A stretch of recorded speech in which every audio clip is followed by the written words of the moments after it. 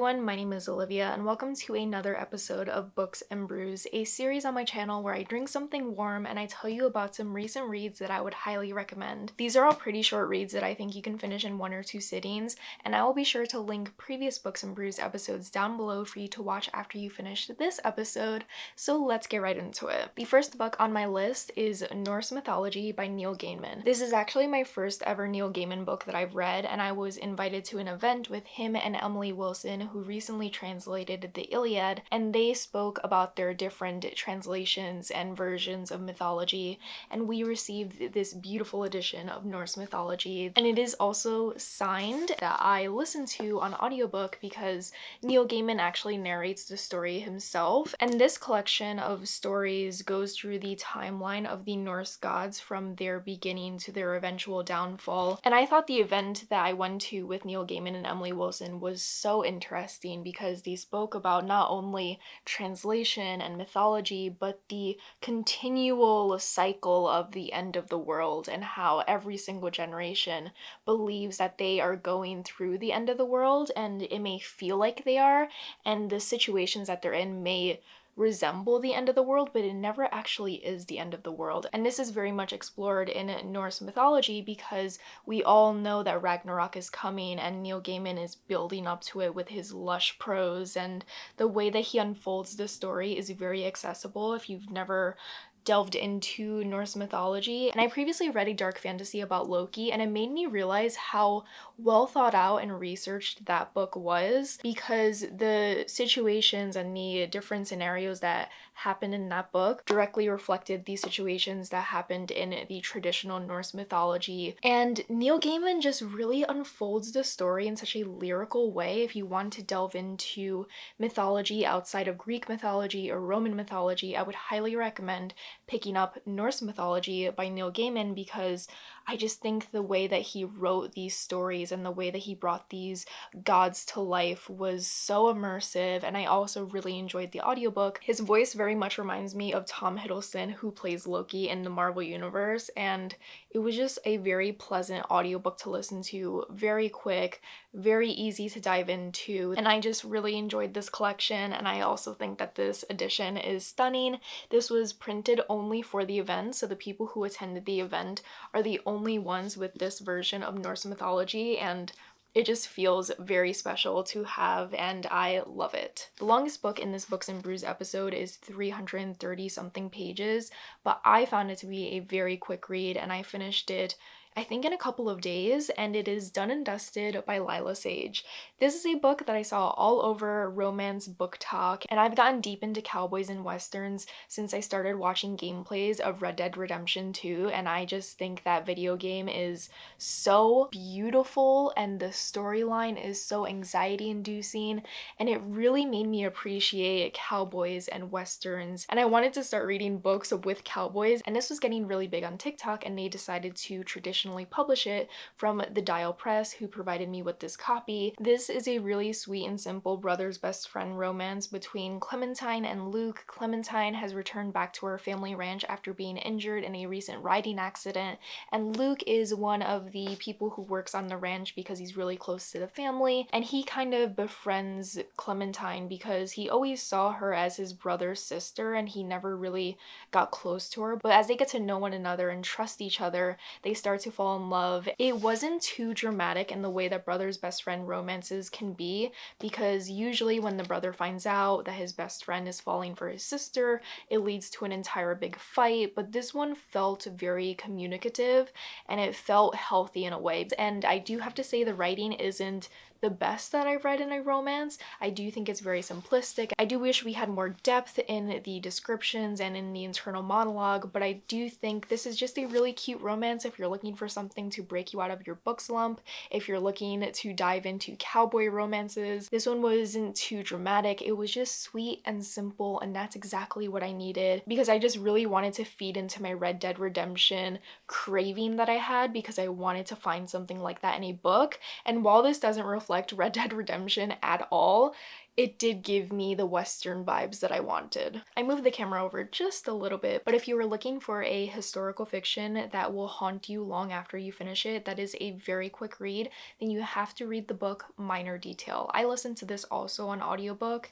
and it was a book that left me on the edge of my seat, demanded my attention, and completely consumed me in a way that other audiobooks haven't before. This follows two different timelines, both set in Palestine. We follow one during 1949, 1 year after the Nakba, and we follow this woman who was killed by these soldiers. And then we follow another timeline years after that event, and we follow a woman who is becoming obsessed with this crime that happened in 1949. She's reading up on different reports, and she's realizing that there are a lot of minor details of this event that don't add up, and something is brushed under the rug and something is being hidden. So she decides to investigate this crime herself, and you follow both of those events and how they interconnect and how their storylines merge into one story. Both timelines have a palpable sense of urgency in the writing, and you know it's leading towards a very bad event, but you cannot help but read on or listen on.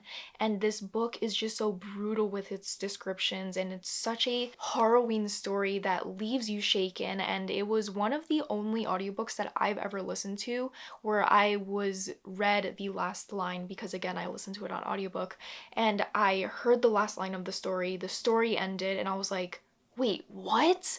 I was on the edge of my seat. I couldn't believe what was happening. I was horrified by these events. And it was such a short story that packs a punch. And you can tell that the author knew that they had to tell a story as quick as possible, and they wanted to pack as much emotion into a story and just leave you with your mouth open, just in disbelief by what you just read or listened to. It's a story that I think would be amazing to read and to highlight and to annotate, but it's also an amazing book to listen to. So I would highly recommend both editions, whether you like to read something physically or whether you're looking for something short to listen to.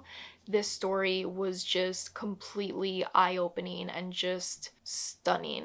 If you are looking for a pretty short nonfiction, I would highly recommend Stanley Tucci's Taste. I have gotten deep into Stanley Tucci TikTok. I love watching that man cook on TikTok or on Instagram. I love his cadence. I love the way that he takes his time speaking. He's just a classy man that I think is so handsome in a way that reminds me of an old Hollywood star. He has this very composed exterior, and he just has a very classic look to him. And I started watching Stanley Tucci's Searching for Italy on HBO Max, which is his documentary show where he goes to different provinces in Italy to try the food of that specific province, because they all have their different cuisines and different ways of preparing their meals. And that show is so soothing, whether you are a fan of Italy like I am, or whether you're a fan of Stanley Tucci, or if you're a fan of just the culinary arts. You get to see so many different ways of preparing Italian meals, from Michelin star chefs to literal grandmas who are cooking in their kitchen that they've lived in for years upon years. So his memoir is not only about his life, his career, the different roles that he played, but it also includes recipes of meals and drinks that he likes to make with his family, or that he learned from his mother,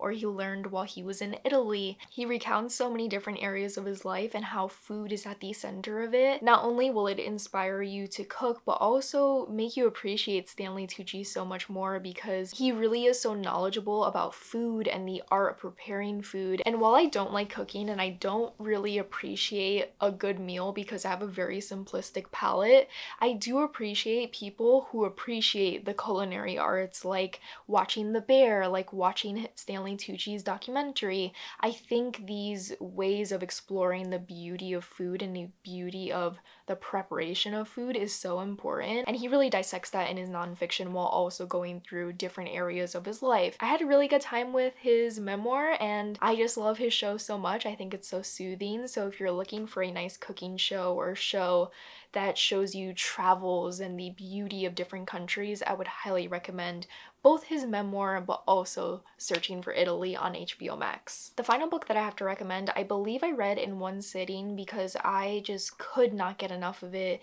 It was such a surrealist read that I do think would make the perfect A24 movie, and it is The Country Will Bring Us No Peace. This is the type of book where you shouldn't know too much going in, and I actually didn't know much of the story at all. I was recommended it over on TikTok, I saved it, and then I added it to my Libby TBR, and then I decided to read it because I wanted to read something short. It follows Simon and Marie, who are trying to have a child and they are continually unsuccessful in that, so they decide to move to the country or the suburbs to this new town to hopefully start over again. But when they move to this town, they discover that things haven't been the same since the factory closed down and a broadcast antenna was erected. I don't read a lot of surrealist literature, but this made me appreciate surrealist literature because it is so ambiguous. It is so immersive in a way that's deeply unsettling. This book reminds me of a liminal space where you're in this town and it's so empty and so devoid of life, and you're just following Simon and Marie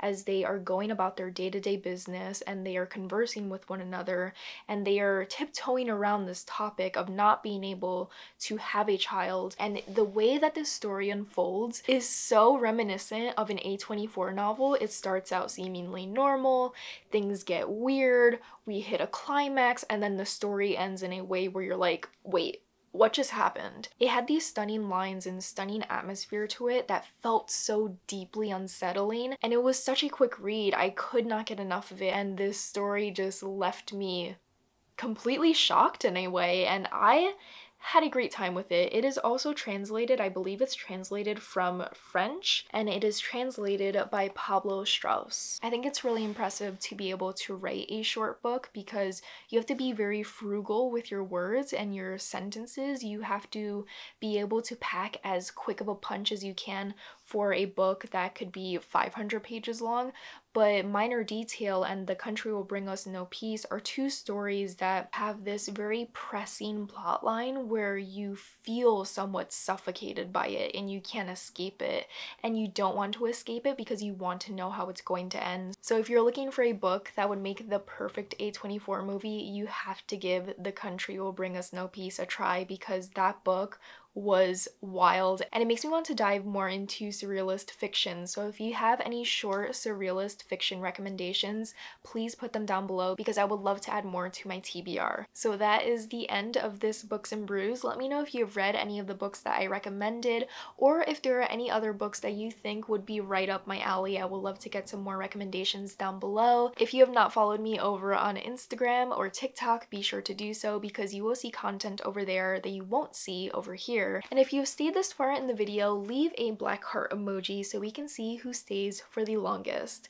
If you do, thank you so much. I truly appreciate it, along with all your kind comments and if you share my videos with others. And I will see you around in another video very soon. Bye!